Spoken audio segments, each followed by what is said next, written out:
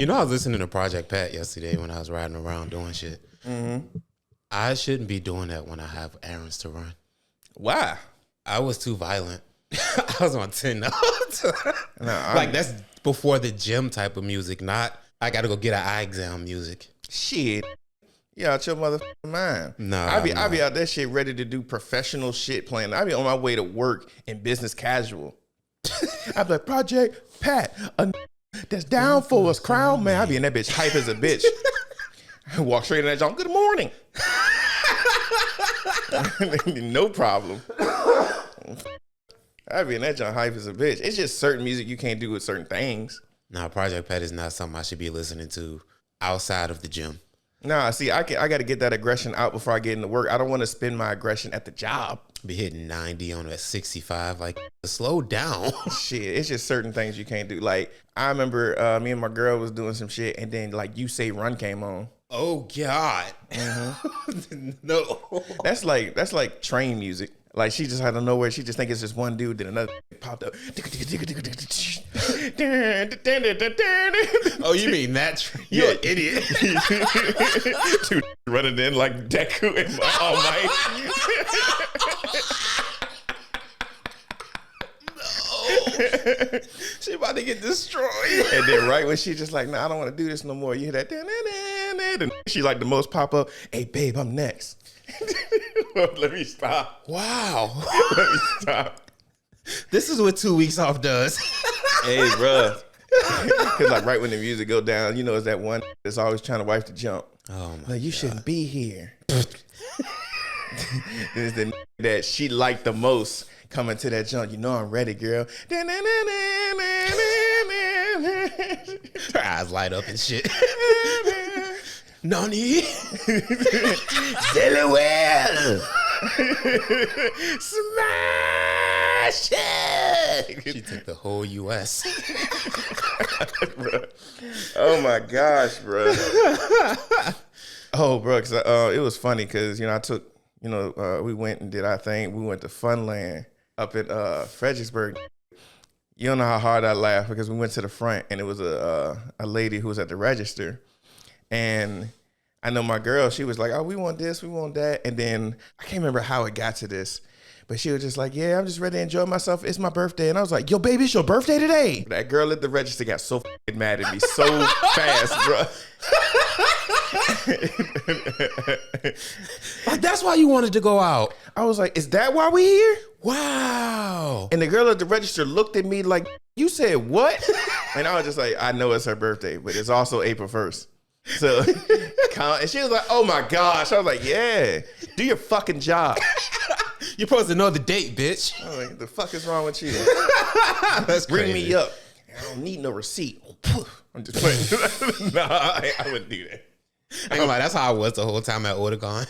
Spent like $300 in that bitch. I'm not Otakon. I knew what you, that's why I didn't even correct you. I was like, I knew what you meant. GalaxyCon, the thing that got me sick in the first fucking place. Nigga, I had a ball there, bro. And Yeah, it was that so shit was funny. Every time y'all niggas weren't paying attention, I always disappeared. I thought I was disappearing more than the rest of y'all because y'all niggas like the idle for like 5 minutes, just sitting at one place. I'm like, man, this big ass built, I'm gone.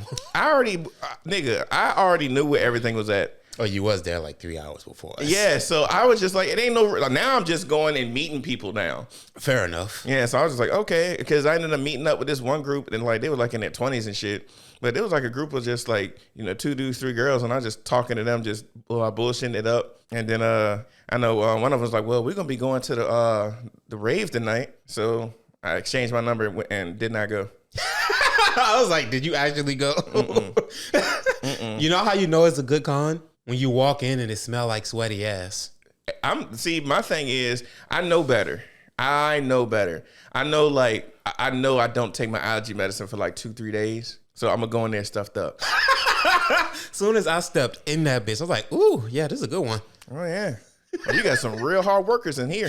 Yes, sir. Cosplay's about to be crazy. Which four niggas had the little Kiss outfits on. They smoked that shit. I ain't even see that. Yeah, all that shit was handmade. I was like, but they killed That's that hard. shit. It was some niggas in that had full blown suits on and a fucking middle of spring. I'm like, ooh, okay. Mm-hmm. Yeah. Y'all, I hope you got your degree on, dog. Yeah. I'm about to say, I had a ball because I left, came back, left, came back. I was there the whole. I just didn't go. I didn't do shit Sunday. I just spent all day there Saturday. That shit was fun. I was there for like 4 hours. And then I ain't gonna even lie. When I started drinking those IPAs, that's when I started like really doing dumb shit. Because I was just like, all right, I stopped by this one hotel, started talking to people at the front, and then I walked and went to another place, met with some random people. Then I didn't even get all the way back to the con. I was just like meeting with people. I was wondering where you disappeared to, because they was like, oh yeah, he went up in there. I was like, yeah, I ain't gonna see him for the rest of the day. No, I was sitting here and I kept seeing like random people, and then I remember I went to the crib, went to sleep. I woke up, I had 15 missed calls. God damn, nigga. Because I met a whole bunch of people, and I was just like, hey, bro, hit me up, y'all going out. I was like, I'm gonna go out here, I'm gonna do this, and yeah. You only had 2 IPAs. Oh, you had a shot too. Yeah. I'm about to say I had that, then I had some vodka, and then I had I'm about to say Makers. It wasn't Makers. It was Jameson. Gotcha. Yeah, I fucking love Jameson. My nigga. Oh, so I ain't gonna have as much gusto as I was gonna have initially if we would have did the pot earlier. My nigga, when I tell you these last 2 weeks of WWE Raw, not SmackDown, Raw. You remember like months ago I kept telling y'all niggas about Obafemi, right? Mm-hmm. This nigga is the most over wrestler out right now because he just got put up to the main roster. Ooh. And as soon as he came out, bro, immediate stardom. Like I remember you telling me about him like well before now. Mm-hmm. And it's like it wasn't like the big stage. No, it wasn't. It was like his come up. It was like the development. So it's nice to see like, oh, now I'm up here now. Like I did it. Nigga, as soon as he showed up, because basically he came every week, he came out and he was just whooping niggas' asses. And then they was like, they don't know what to do with Oba, shit like that. And then they were just like, Obafemi, he's looking like, because his music, he come out and he do like this little strut when he come out there. Everybody called the Oba strut. All the kids and the fans doing that shit, they love him. So they was like, all right, he just come out and he just doing squash matches and just whooping niggas down, like not going over a minute. So they was just like, well, shit. Not going over a minute? Mm-hmm. God damn. He just whooping. And it was one time he came out on the tag team. And the tag team weighed together probably like 700. He whooped them down quickly. Jesus Christ. So, bam. Now they just like, he don't have a WrestleMania match. What they going to do? All right, this Raw started off because the week before, Seth Rollins have came back. And then, he got his own little mass group. And they was fucking with Division, who Paul Heyman is their manager. So the next day, Seth Rollins came out. He was like, yo, I ain't out here planned. And this nigga, Paul Heyman comes out. And then, he look all disheveled, 5 o'clock shadow, red eyes. He looks like he going through it. And then he was just like, I see what you're doing. You got me going crazy. He said, I know what they say. He said, FAFO. Fuck around and find out. Mm-hmm. He's like, FAFO, FAFO, FAF5. As soon as he said 5, Brock Lesnar music played. He came out there and whooped up on every single masked nigga. It was like 15 of them. God damn. And then I'm pretty sure somebody got hurt because he grabbed one nigga, just threw his ass. Brock Lesnar is too strong to be playing these games. Yep. And then he goes into the ring. He about to get in Seth Rollins' face. He started walking up. Lights cut off. They was like, yo, what the fuck? It was like everybody, well, not everybody. Some people was just thinking, it was like, oh, this is going to be Seth likes him escaping this way using the lights. Obafemi music hit. Oba came out that bitch, and he always come up with like Akuma beads. And then this nigga walked out, just threw them bitches in the air, walked into the ring. I can't remember what he did. Oh, yeah. And then Seth Rollins was still in there. Oba and Brock like stepping up to each other. And then Brock looked at Seth, and he was like, nigga, get out the ring. Seth like left. Little nigga. Yeah, he did. He was like, nigga, what the fuck you doing? And then when he turned around and looked at Oba, right? Oba just grabbed him, threw him in the air, caught him. Then a power bomb. He did that to Brock? To Brock. Ooh. And nigga, I remember how I was tripping. And of course, that's how Raw started. And then that is quite a start. Oh my God, that's hard. It was crazy as a bitch. Now the next week, but I ain't gonna even lie, how it ended was better than how it started. Because how it ended was Roman Reigns and Seth Rollins, and CM Punk getting on the mic and was talking shit. But then, I ain't gonna get too much into that one because I don't want to just talk about wrestling the whole time. But CM Punk said some shit to Roman. He was just like, hey, bruh. He was just like, on WrestleMania, I'm gonna bury you right next to your dad. And Samoans don't take that family shit. Take it lightly. Did you tell me before somebody said something about their uncle or some shit? Yeah, they niggas don't play that shit. They still going at that Raw. All right. So the next week, Usos crashing out on him and shit. I think that was the night that happened with the Oba and Brock thing. And at the end, bruh, because you see Jay Uso was looking at Brock. He said, not Brock. He was looking at Roman. He was like, hey, nigga. And then this how you, of course, I don't think it's real, but they made you feel like it was real because his wrestling name is Roman Reigns. But his cousin was like, Joe, fuck that nigga up. He said, you know what you got to do, bruh. And he was like, man, Joe, get that nigga, man. Then he just whooped up on CM Punk. Joe is his real name. That may be real. He was like, man, Joe, get his ass. Whooped him down, sent him through the announce table. The shit was sweet. I'm going to skip a week because, last week they just showed, the week before that, Brock and Oba did it again. And then you just think, like, Brock will get the best of him this time. Fuck no. Oba clotheslined him out the ring. And then the next week, which was this past Monday, Brock Lesnar, Paul Heyman come out. And Paul Heyman was just like, hey, the reason why you got the best out of him that week is because he had to fight 15 people. Last week, he came out here just to talk to you. And then you came out and did this shit. He said, but this week, as you can see, this nigga's dressed to fight. He said, oh, this is going to happen when Brock Lesnar fight against people. They pee on them, so shit like that. Brock Lesnar took that fucking mic. He said, Oba, bring your ass out here right fucking now. Oba came strutting out that bitch. But then Adam Pearce, who's the general manager, came out with like security, was like, bro, no, you can't do this shit. We've had too many injuries. I can't have y'all niggas injured before WrestleMania. Let's just stop this shit now. Oba just came out that bitch, shoulder charged 2 niggas, booted 1 nigga in the face, clothesline 2. 1 nigga tried to come and stop him. He grabbed him and just threw this nigga. And then Adam Pearce was like, bro, stop, bro. Don't do this shit. He grabbed the general manager shit, mushed him into the fucking ring. And then now you think he's just gonna run in there with Brock Lesnar. All he just did was just like start stalking him around the ring. And then he goes in the ring and then Triple H came out. He said, both of y'all niggas stop. He tried to stop y'all because this shit is a big match. Get the fuck out the ring.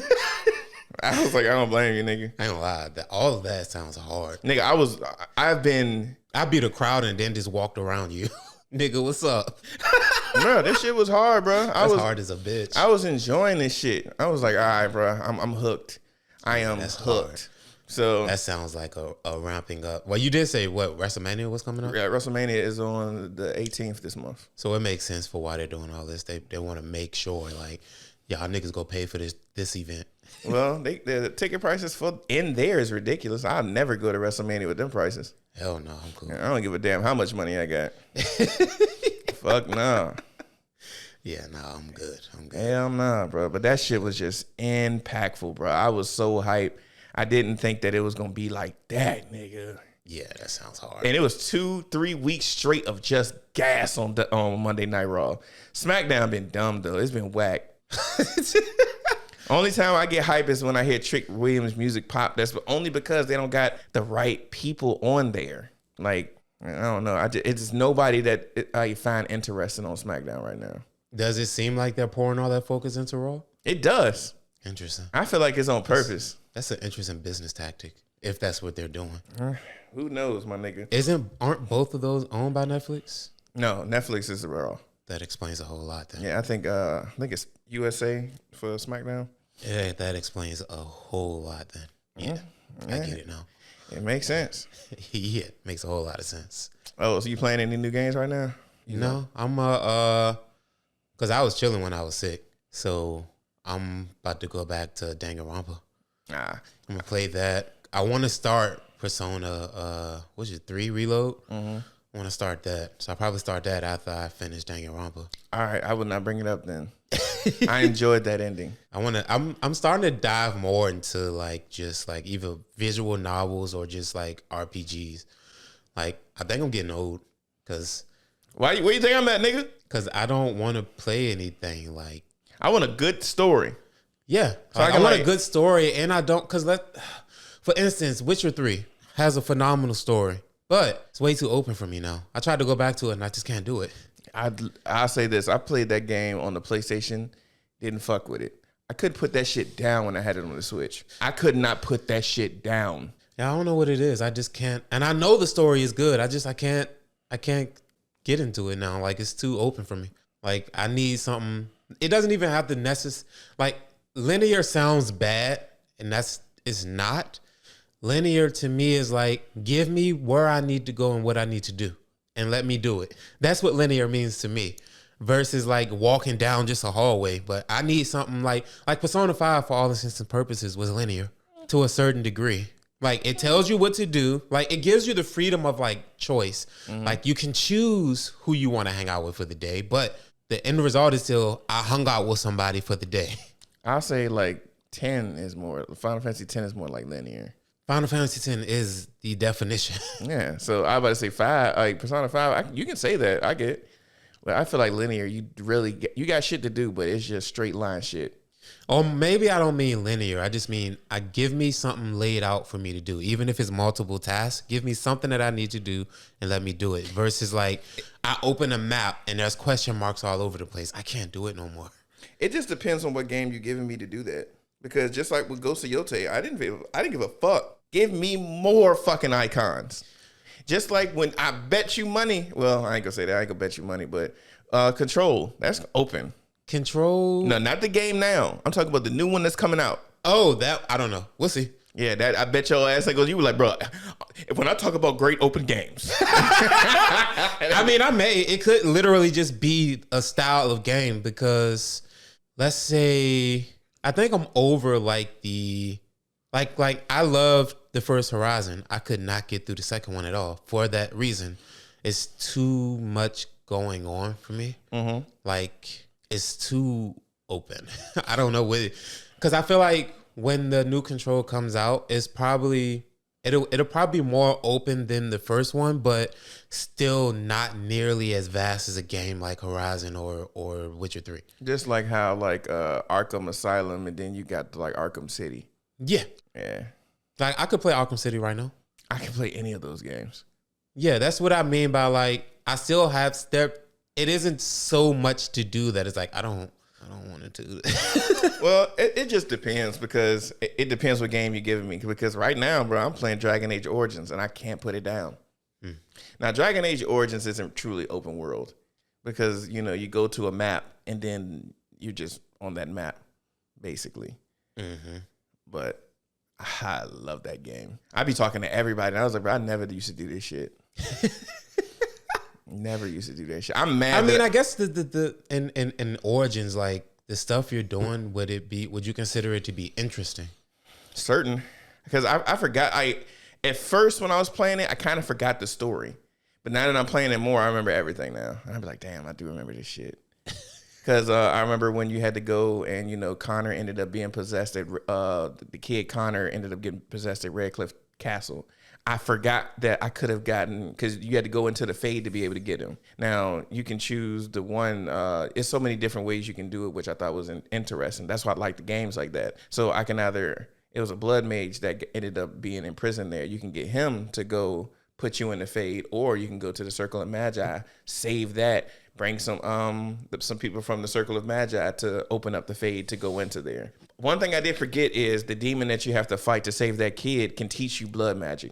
And what you could have done was save it before, learn blood magic, save it on this file, and then I can go to my other file and then reload, and then it's saved on there and I'd have it. I didn't know that, and I was like, damn, because I made an arcane warrior, and I'm just like, that blood magic would have perfected him. And I was so mad that I missed it. See, that's what I mean by, is it interesting? That sounds interesting. Well, to a certain degree, I know everything that's going to happen, so now I'm kind of like, I just want to fight against the fake Andraste, and then the Plight Demon and the Archdemon. Archdemon.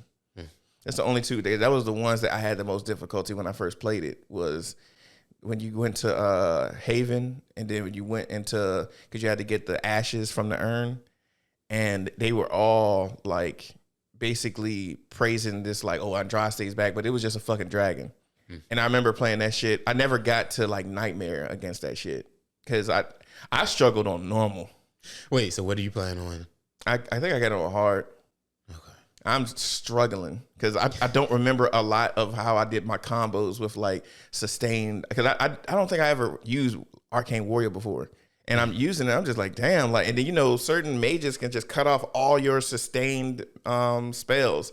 Like, oh, rock armor or arcane warrior, the shit that takes magic, but it just sustains. It's not like a shit that you're using, and that shit just stays on. Like buffs? Yeah, basically. And then so some mages can just cut that shit off, and then you got to redo it. But by that time, nigga, them niggas just aimed at you. Yeah, that sounds like a hassle. Yeah, so I gotta work shit like correctly.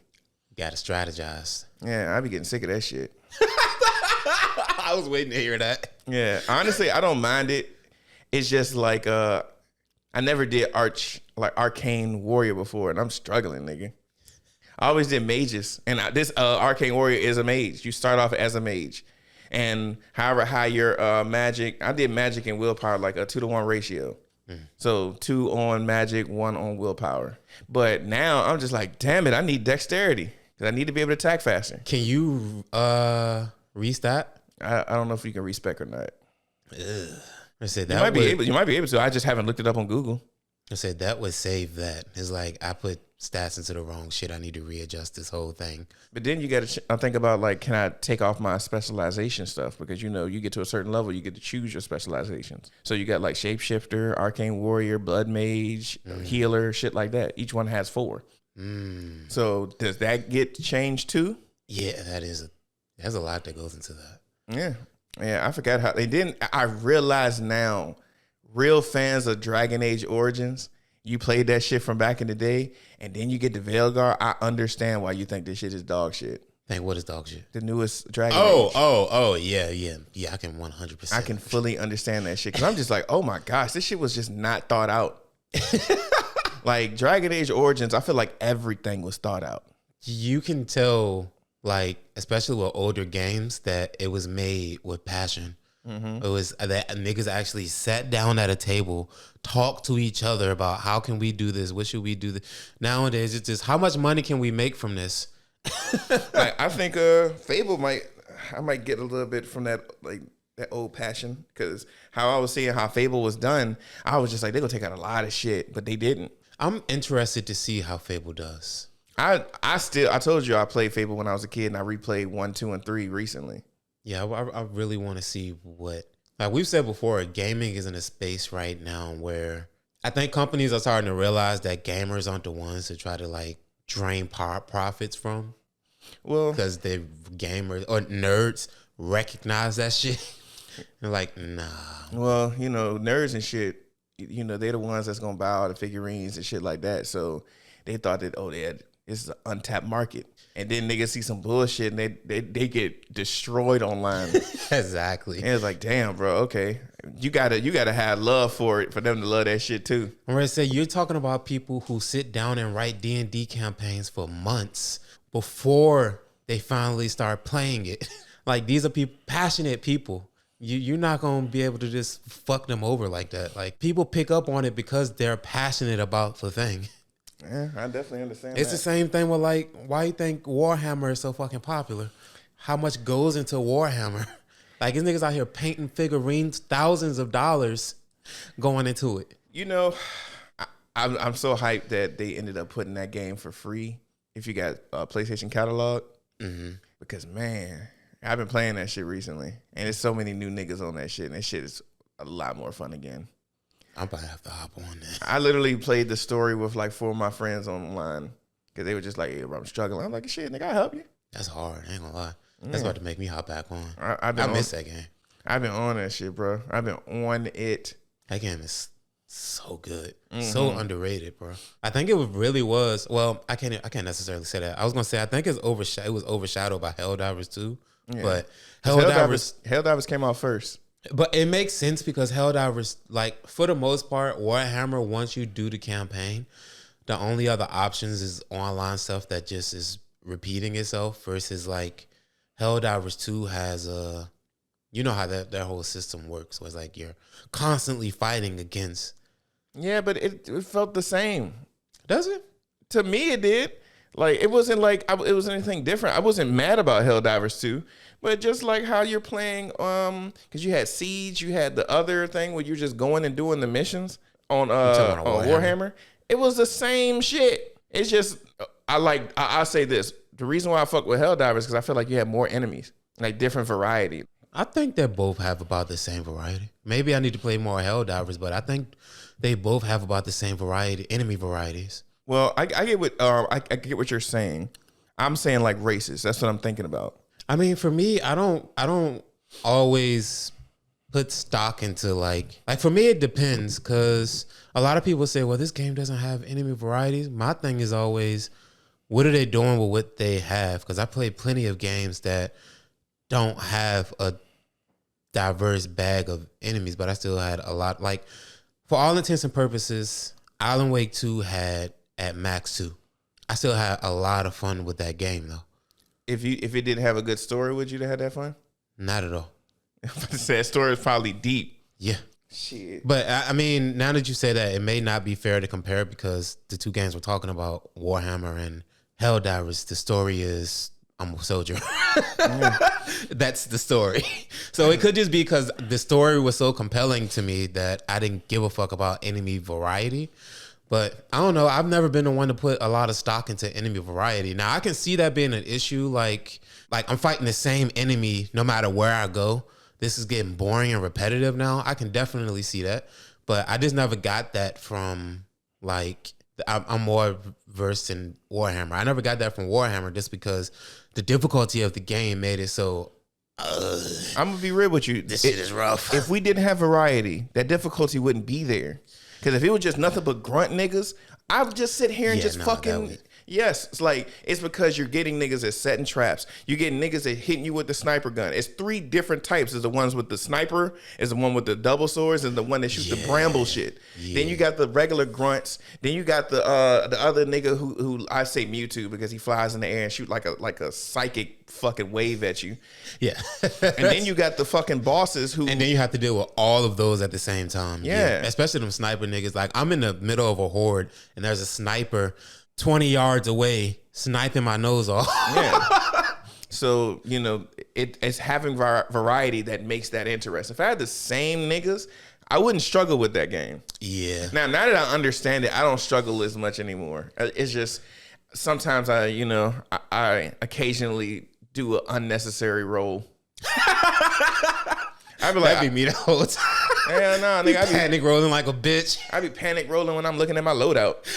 What the fuck, bro? Just PTSD, my nigga. PTSD. Yeah, I've been playing Dragon Age. I ain't gonna even lie, mainly because just like how you was talking about, if it's too open world, I'm not ready for it. I really want to play Crimson Desert, but I was just, it looked fun, but I really want a story, dog. That was my thing is... That game has, well, I can't even say that. I have not played the game. Everything that I'm saying is not valid because I haven't played the game. This is just an opinion that I have gotten from seeing other people play it and hearing reviews about it. I don't know what it is. Maybe it's the aesthetic of the game, because the aesthetic reminds me a bit of like Witcher. Mm-hmm. And I seen an interview from one of the developers of the game that was like, don't expect this to be like The Witcher or any of those other RPG games. This is not an RPG game. It's an open world, action-based game. Treat it like that. I can't get that out of my head, though. Every time I see the game, I'm thinking, where the fuck is the story? I've never seen story from this at all. Well, they said that don't expect story from this. I'm aware, and that's why it fucks me up, because the aesthetic of it would give me the impression that it should have a story, and that fucks with my head a bit. See, for me, I know what to expect from that game. I just need to put a lot of time in that game, and I'm not willing to do that. That's the only reason why I'm not buying that game. Yeah, that was my whole... And it's crazy because I played the last 2 Legend of Zeldas. Almost no story. It's literally damn near Crimson Desert.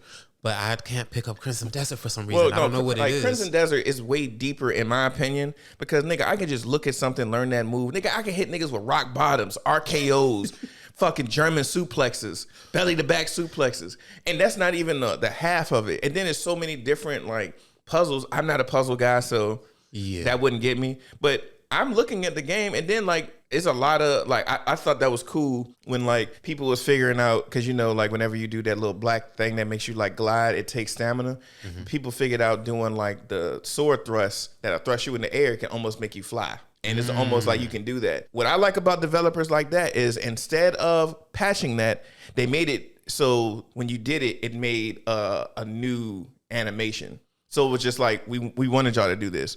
So as soon as niggas found out this shit, they were just like, oh, well, let's just make it a new animation that it still doesn't fuck it up, but it looks cooler now. And that's what I like about, like, my critique of the game is whatever. I like the developers because they listen. when the game first came out, everybody was complaining about the controls and other mechanics, like you didn't have a storage, a proper storage. They took the time to listen to people, and they actually corrected every single issue that people had with the game. I appreciate that. A lot of developers like, no, this is y'all problem, not a us problem. So all of my critiques, regardless of what I say, I appreciate the developers of that game because of that. Yeah, I don't have to like it per se to appreciate what the game is doing right now, which is getting a lot of people to have fun with the game for a fucking change. And the developers are taking the time to converse with the community. Like, that is what gaming needs. So I like, that'll be a game that we look back on a year from now and be like, this is what all developers should be doing. Listen to this right here. Even if I don't like the game, do this. Yeah, it's not that I don't like the game, because the shit look fun. I just don't have the mental space for that shit. Yeah, I don't. I think if I didn't have a job, I wouldn't have it. Like, it's just like, nah, I just don't want that no more. It does seem like the type of game that, like, if you got a couple hours to spare after work or something, you can sit down, have a beer or something too. It seems like that type of game, which is why I appreciate it for that reason. I just don't want to do it because that's not, my mental space isn't there anymore. Yeah. But I do appreciate that game, and I appreciate, that's another one of them games we're going to look back on and be like, this was another defining moment in gaming. Yeah, maybe. Not for the game itself, but for what it's doing in the space. I get what you're saying. But yeah, I think the game is great. I'm just too fucking old now. Yeah, I'm way too old for that. Because I'm just like, hey, bro, I like a good story now. And you know what's so crazy? I used to talk shit about older people watching their stories. We just do it in games. Yes, now I'm just doing interactive stories. Like, I'm sitting there reading Danganronpa for hours at a time. Reading. There's no voice acting for real in that game. I'm literally just playing interactive as the world turns. Yeah, pretty much. Like, even if you fail a trial, you can just redo it. Yeah. You don't even got to redo it. You lose a life and it just restarts you from the point that you were at. So there's no consequence. I'm literally just reading a story that's interactive. That's it. The story just be so good. And then I be getting so mad when the story be whack as a bitch. Oh my God, bro. I be hating when I spend so much time on a story and it's not good. That shit be making me that. I would hate if I got all the way to the end of Danganronpa and it was ass at the end. No. I know it's not. I'm just saying, if that was the case, I would throw my Switch. I'd be so mad. I don't think you have no chance of guessing what happens. Oh shit! While we talking about story, I finished Code Geass. Oh, for real? Mm-hmm. That shit hurt a little bit, didn't it? Here's my two things about. My brain started comparing how Light handled himself and how Lelouch handled himself throughout the stories. I like Light's conviction a lot more now that I'm finished with Code Geass, because Light from the beginning stood on his shit and stayed in it, regardless of the consequence or whatever. Once his mind was made up on what he wanted to do, he stayed in it to the very end. Lelouch felt like anytime something happened that was, I can't even necessarily say inconvenient, but anytime anything happened, it's like his convictions wavered. And I wasn't too fond of that. That's why when it got to the end, it kind of like, by the end of it, I was kind of like, eh. Well, I'll say this. Like, Light didn't have anybody he gave a damn about. Yeah, I can see that. Light didn't give a fuck about anybody but himself. That was a true narcissist that you were following. Yes, very Now, Lelouch thought that he was that. He was not. But when he started losing people, he started understanding the value of life. Yes. So then when he ended up doing, because his convictions was getting his vengeance, which he got. So when he finally got that, now he had to think about, all right, so how can I actually make this a place where people can actually live? Well, even I'll say what you're talking about, yes. Once the truth and everything was revealed, and like he finally got that revenge, because by the time that they finally got to that point, it wasn't even about revenge no more. He was like, y'all niggas has been lying to me this whole fucking time. Spoilers for anybody. Like, my mom and dad ain't shit. Fuck these niggas. Well, I don't remember too much about it. So in short, basically, you remember that his mom was basically alive the whole fucking time. She transferred her mind into somebody else because she had a Geass as well. Transferred her mind into somebody else and just waited it out until the perfect time came about for her to finally link back up with the Emperor, Lelouch's dad, and try to make this grand scheme of Madara's plan, brainwash the world into obedience and had that be peace. So he was like, so y'all just was lying to me this whole fucking time. I was just another pawn and like I was just a gear meant to propel shit forward. Fuck y'all. Now, after that happens, then he comes up with the plan that eventually leads to the end of the show. Mm-hmm. But I'm talking about before that point, like I feel like a lot of Lelouch's plans would have came through if he has stood on his convictions. Because a lot of, like, let's say for instance, all right, question: when did his conviction waver? There was a couple times, primarily when something happened with his sister. So that plays into what you were saying. Exactly, because every single time that he had feelings toward a person, because when it came to a nigga that he didn't know their face, it was no face to the nigga he was gonna kill, boy, he sacrificed you. And that was my thing too. Sometimes it felt more like let's say for instance, maybe I am wrong in this. I was gonna say there are times when it's like everybody around him is just a pawn, and then there are times when it's like I got to make sure all these people live. Mm-hmm. But and that goes into what you were saying as well, where he tries to play a particular role and he can't do it because he realizes that people are people. But I just don't. There are those moments where like they're right on the cuff of winning, and then something happens to his sister right in that moment. It's like, well, fuck all y'all. Yes. Yes. And I get it. It just, I guess I could say that Light is the more, I mean, not Light, Lelouch is the more like humane, yes.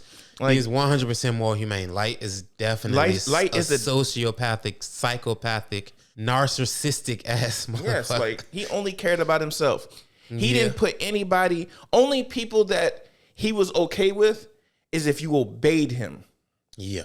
That was different. Now, granted, Lelouch did make people obey him, but it was like when it came to people that he cared about, I don't think he used it negatively against them. The only time he did is homegirl with the orange hair when he made her forget because she knew too much and it was breaking her, which I think when she died, she remembered it. Yeah.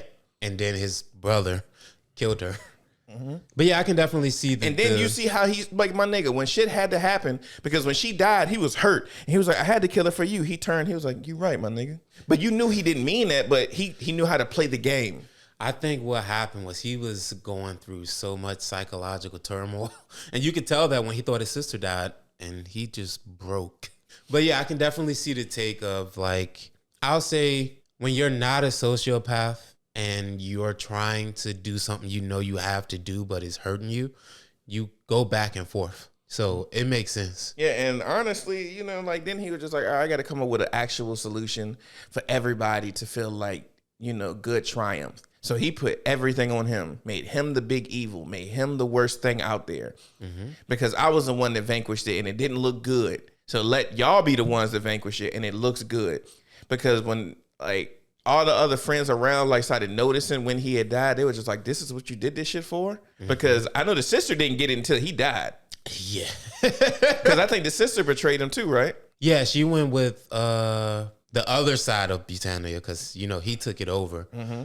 But there was still a rebellion within their forces as well. But yeah, she picked that side because she was like, yo, Lelouch, you bugging. You fucking up, bro. Like, look at what you started. Mm-hmm. Like, all of this is your fault. There were options out here for us to maintain peace and still work on solutions, and you just fucked that all up. I can't say that because well, one was his fault, but not his fault. Mm-hmm. Towards the end of season 1, when he started to lose control of his Geass, wasn't his fault. It won't his fault, but it's still like I do like his bounce back on it, but. Yeah, it wasn't necessarily his fault. He lost control of his power. And it was that bitch. Happening. It was that bitch that didn't tell him that this shit was going to upgrade. And that was my thing. Why don't you tell him, like, hey, you could possibly lose control? Well, she probably didn't know what direction it was going to go. She just knew that each one upgrades. But no, because I think all of them... What? No, I can't say that. No, because she even said that, you know, when she seen the other dude who can read, like, people's minds... but not like deep into their minds. She was just saying that, you know, it upgraded in a certain way or some shit like that. I may be wrong. I haven't. No, it was he could control it at first, but once it upgraded, he could hear everything around him. Yeah, so all the time and couldn't shut it off. That's what I'm saying. His upgrade is like you can't tell where it's gonna upgrade to. You should still tell him, hey, this is gonna upgrade at some point. Be careful. But how the fuck you gonna know? Where is it gonna upgrade? I'm not saying that. What I'm saying is like you still give the information. Don't give the information after he's already done it. What I'm saying is when you first give somebody something, you tell them everything about it. That bitch died when that happened. She came back. Yeah, she could have said something then. She could have, but she wasn't really about that nigga at that time. She was just like, no, not really, nigga. You cool, but you a means to an end right now. Then I would say she really was. At that point, he was a means to an end, which is her not being immortal anymore. Yeah, so, you know, it is what it is. I ain't watched that shit. Last time I watched that shit was probably like 2015. Yeah, it wasn't a bad watch. There was moments where I was like, this could have been cut by about 10 episodes and it would have been fine. Well, you got to think about the time period where this anime happened. Because if we're being real, now we're getting, you know, that's the reason why when I watch older anime, I always give it grace. Because you got to think about the time period in which it came out. Of course, you can use all these new ones that's coming out as examples of, oh, this should have been cut like this. But of course, at the time that it came out, nigga, it fit. Just because if I'm being real, I can sit here and just say, oh, I love One Piece, but, you know, before time skip is better. But if you're looking at the style of how anime is going towards now, One Piece is fitting it. But you can say, oh, I didn't like the older one because you like how it's looking now. I liked before the time skip One Piece. I did too. But if I'm being real, comedy's still there on the newer one, but it just wasn't as frequent as I like it. So I always give anime grace on the time that it's coming out because, you know, it's meeting the, you know, the current culture of shit. So fair enough. Yeah. But yeah, it wasn't a bad watch. Because I'm going to be real. I wasn't giving Dragon Ball Super love at all. I'm still not. That end of the fight Tournament of Power was, if you really pay attention to it, it was a really good fight. Like after his UI ran out and then it was like Goku and Frieza and 17 versus Jiren. Mm-hmm. Do a frame by frame. And it's, you know how I used to think Dragon Ball Z was just like punching, like them just doing this. And it's not really any like coordination. Look at that shit. Go frame by frame. Space bar. Nigga, when he was going for a knee, this nigga Goku ended up going for a punch to block that. This nigga Frieza going for a double axe handle. Jiren does the right move to block both. If you're going frame by frame, it's just happening so fast that it just looked like shit. But no, when you watch it, I'm just like, oh, these niggas was stomping. I would say I'm not mad at Tournament of Power art and Super. Everything else, I'm kind of cool. Well, I'll say this. I'm not willing to give them my attention after I remember as a kid, you know, a huge fan, loved it. I felt like anything they put out, I was going to just love it and then just go with it. And then GT came out and I was mad as a motherfucker, bro. I was just like, bro, and you know, me being just like a young kid at the time, I was just like, maybe I just outgrew this shit. And then I look at it objectively, it was just like, nah, it just wasn't hitting like that. I didn't even like Buu Saga like that. I didn't either. And my thing was, it was right after I watched Cell Saga, so I still was kind of, you know, getting the love from Cell Saga, so I thought I would just love it. Buu Saga wasn't as great to me either. No, it's not. Like the characters start to, well, it was 7 years later, but I said characters start to feel like not themselves to me. It wasn't even that. Buu Saga, at one point, it kind of made me try to feel like it was like some stakes. Like it was like shit that could happen. Niggas was gonna die. I didn't feel like that at first until, you know, like Super Buu showed up. This nigga killed the planet. But it still didn't feel real as like the beginning of like Saiyan Saga. Would it be fair to say that the Buu Saga felt more cartoony? I guess it kind of went to like that a little bit. But I don't know if it's fair to say. The thought just popped in my head, so it's not well thought out yet. But my initial thought is it felt more Americanized style cartoony in a sense. I don't know. I guess I would have to rewatch the Buu Saga before I do my opinion. It was just like I didn't feel the stakes until later. Like when Fat Buu let go of like Evil Buu and then he absorbed him and became Super Buu and shit like that. That's when shit felt like shit could go down. Would it be fair to say it was the villain that made it feel that way? Fat Buu didn't make me want to watch it. I can't even say I don't, because we went from Frieza and Cell. Frieza Galactic Emperor. Cell universal threat feeling. Like feeling wise anyway, like the vibe that we got from those two felt menacing. And then we got to Boo. Well, it was mainly how they was building these villains up. Like That too. Because you had the androids. Androids were the main issue. And they were waxing everybody. And the androids was like, I like how they did it because you got these niggas came out here and they were like, hey, my nigga, y'all can't be outside in the South. Like, what are you talking about, nigga? I feel like walking through the projects, just being around them. Yeah, because they was just like, hey, yo, nigga, the android's coming, nigga. Y'all need to be ready. You show up, you like some fat and old nigga y'all was worried about, and then they didn't look that bad, so then you kind of took the pressure off you. Then Trunk showed up and was just like, that ain't them niggas.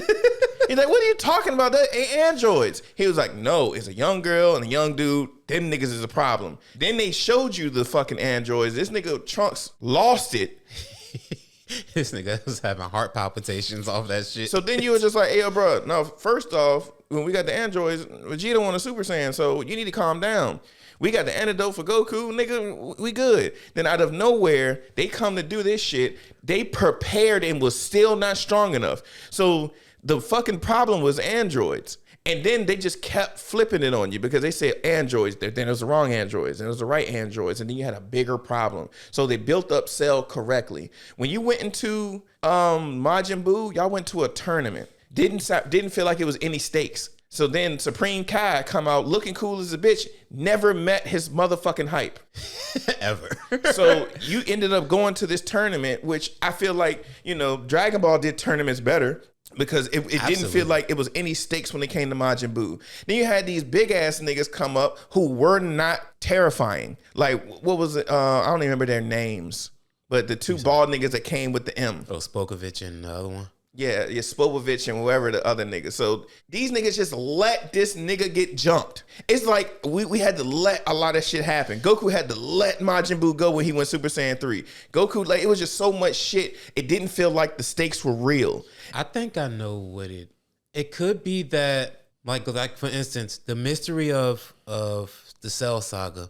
Once we got the thing that was the mystery, which was Cell, it felt like it was worth it in a sense.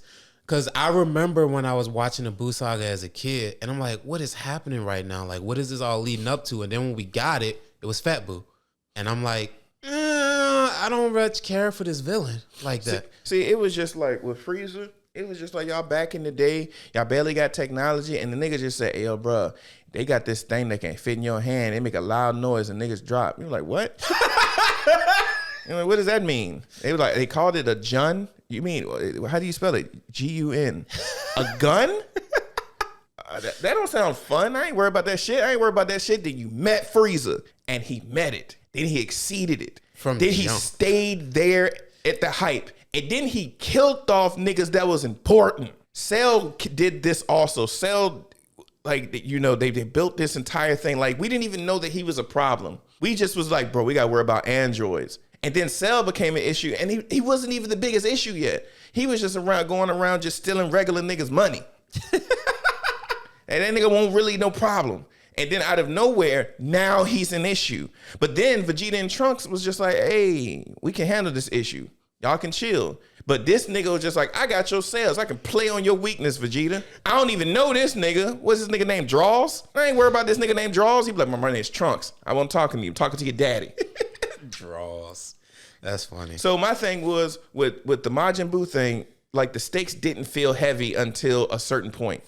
Because, you got Fat Buu, he was still playful, just like you said. It didn't meet it. And then Babidi, it just like every person they was putting out didn't seem scary.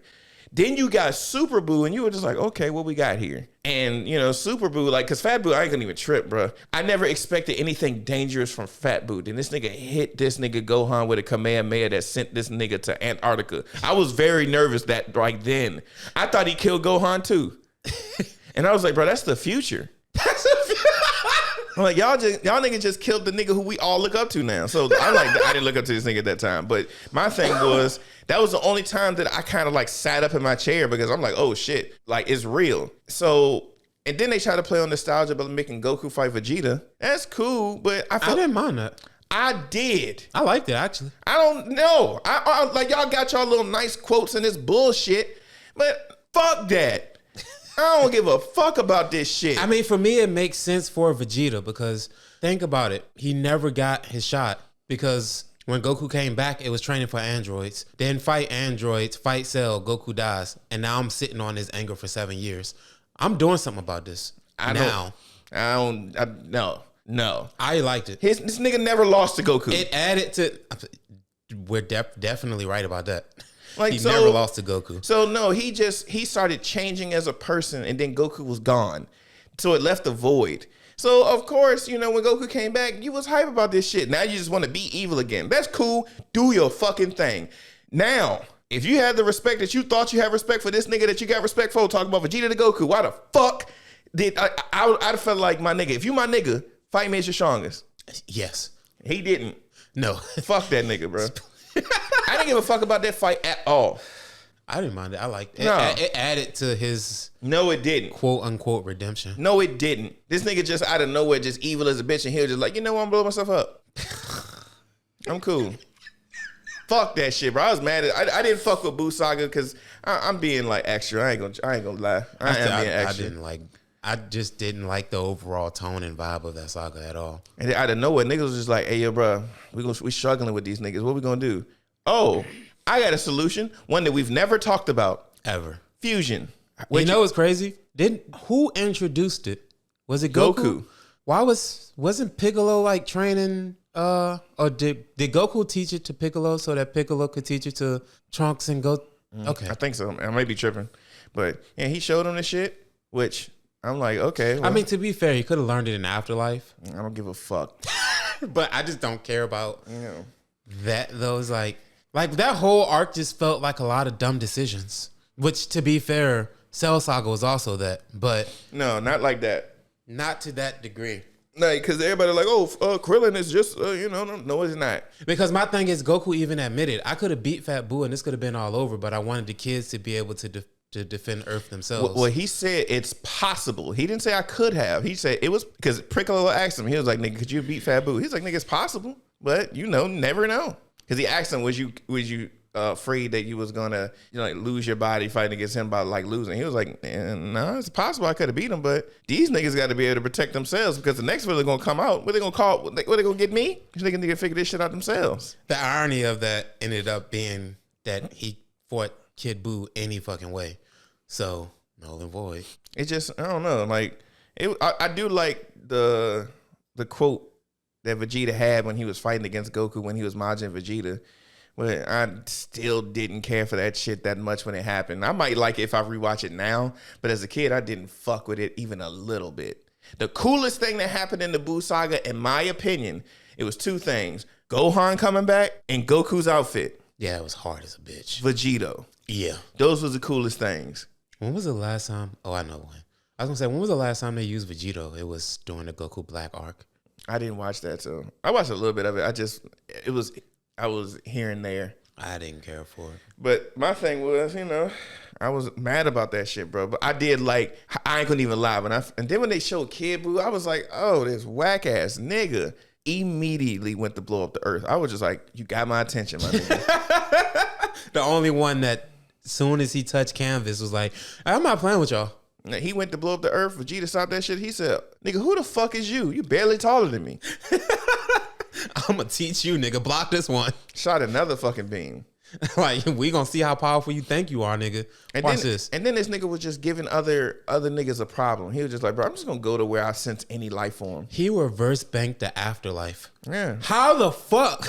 He was about to, I don't know what was about to happen if he'd have blew that shit up. Nobody will have anywhere to go when they die. Like, what the fuck is happening? How did this nigga make it to afterlife? And then these niggas was just like, what would happen if that shit happened for real? Then they made the Janemba movie. Do you think Janemba was a cooler character? Janemba was cool because he was just the same thing. A fat Buu, and then when he was losing, he had Kid Buu's face. I think Janemba had interesting techniques, and that's why I think I like him more. Well, Kid Buu could pick up on that shit. Kid Buu picked up on instant transmission, Kamehameha, because like Gohan did Kamehameha at Fat Buu. Fat Buu was like, what? Shot that bitch right back at him. I like for instance, when Janemba was in his fat form and he created a Goku to do a Kamehameha wave at Goku. Like, he had interesting, unique techniques. That's the same thing with Fat Boo. Fat Boo did did shit like that too. This nigga split dimensions. He turned niggas into candy. Like, he had interesting moves too. They just was just like, oh man, bro, I had some great ideas for Kid Buu, but we already killed him. What we gonna do? He was like, let's just make a movie with a nigga that just looks sort of like him and then just put it all on him. That shit came out right after fucking the Buu saga. I don't fuck with y'all niggas either, talking shit about how I got sick. It was like talking shit about a meadow, frolicking in the meadow just to end up getting beat down by pollen. Get sit back in the house by some pollen, by some flowers and shit. I was like, one nigga said I got beat by a single cell organism. Like, what is happening? Fuck y'all. I was like, this nigga, bro. He was like, you're a no pod this week. I'm like, this nigga. And then it's so crazy because I had so much shit to talk about. Now I'm just like, this week, I'm just like, I ain't got shit to talk about for real. But I got to go, my good sir. Yep. We'll see y'all next week. We doing Naruto, right? I think that's what we were saying we was going to do. Yeah. Tune in next time. Start next week. Mm-hmm. See you.